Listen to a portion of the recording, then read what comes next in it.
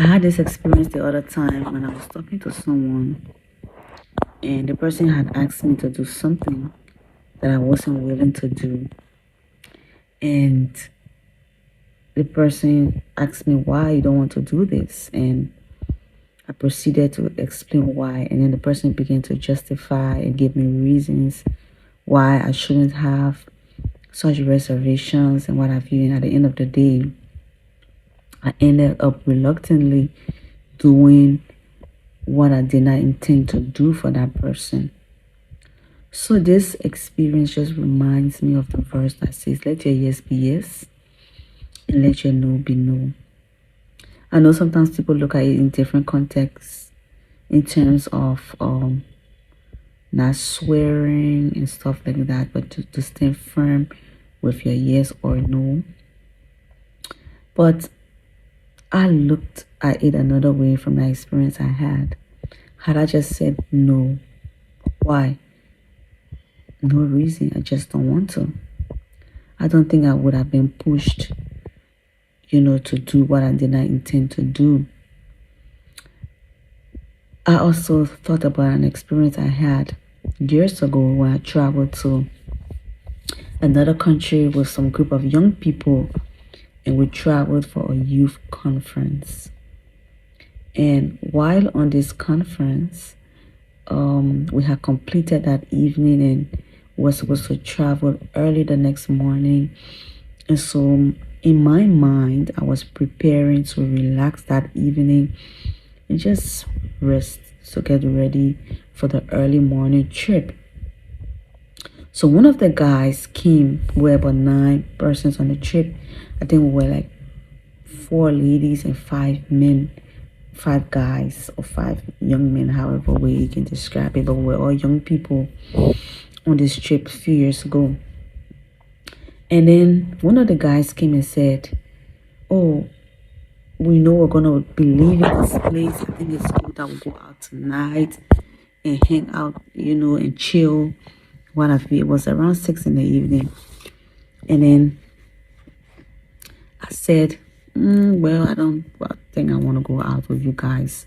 I'm not going. You guys can go out. I will just stay here at the hotel. Now, there was a girl who also felt the same way. When I expressed it, she was like, oh, yeah, me too. I don't think I want to go out. And the guys were like, why? Why you guys don't want to go out? We're going to have fun. We're going to enjoy ourselves. We'll be leaving very soon. And the other girl did not say a word. She was like, I just don't want to go out. I don't feel like it.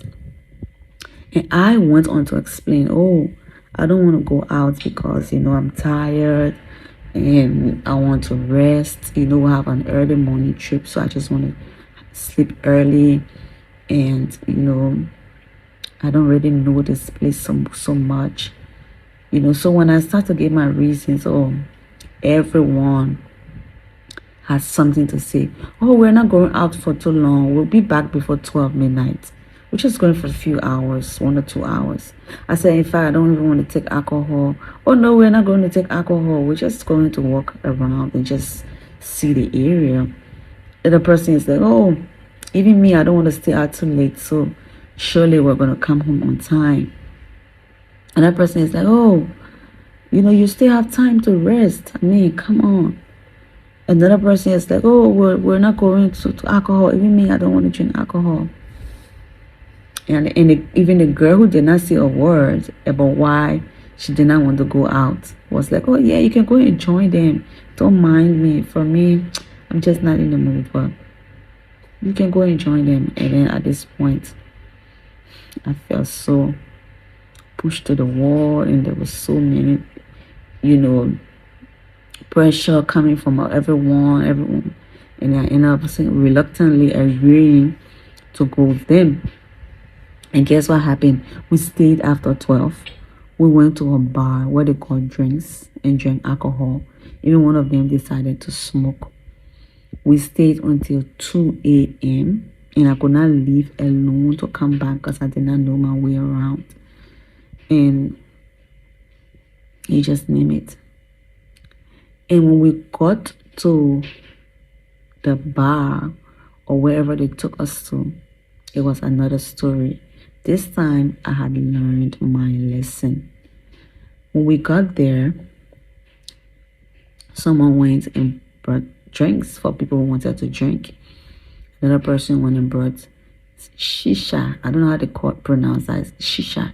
That thing, smoke with the flavor and what have you. So again, every one of them tasted the shisha, and then it was just one girl and I who were like, oh no, we don't want this. And again, they were like, why you don't want this? And this time around, I learned my lesson. I said, oh well, I'm just not in the mood for shisha. I don't want. Oh, they're like, but why? Why are you not in the mood? I'm like, nothing. I just don't want it tonight. And this other girl now went on to explain, oh, I've never tried this before. I don't want to take tobacco. I've never smoked. And it was as if everyone was just waiting to justify. Oh, this is not tobacco. Come on, this is just flavor. Another person was like, oh, even me, I don't smoke, but this is not a bad thing. Oh, come on, all of us are doing it. Just try it. It's not bad.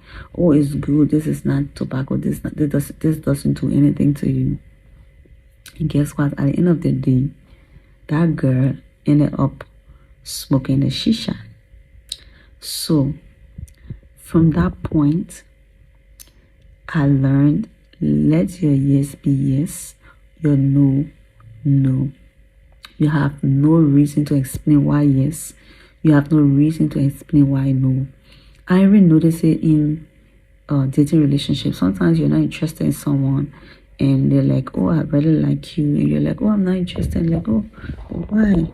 And you start to give them the reason. They try to talk you out of that reason. If someone don't know your why, they cannot talk you out of it. So I've learned to keep quiet and say yes or no. Why no? I just don't want. I'm just not interested. I don't know why. Just no. Why no? No. Why yes? Because that's what I want. Why do you want it? Because I like it. Because I want it. So avoid telling people why yes, why no, if it's not important, if it's not appropriate, if it's not, I don't want to say appropriate, unless it's completely necessary that you say that why or no. If it's expedient that you say the yes or no, why, in that case you can. If not, I advise you not to. Because I'm reminded of Eve in the Garden of Eden when the enemy came and said, oh, the serpent said, oh, this is the fruit, and Eve said, no, we're not supposed to take this fruit. And the enemy was like, oh, why? Did God say you should not take the fruit? And Eve began to explain, oh yes, God said we should eat all the fruit in the garden, but we should not eat the fruit in the middle. At this point, the enemy was like, oh no, God told you this because he doesn't want you to be like him. All right.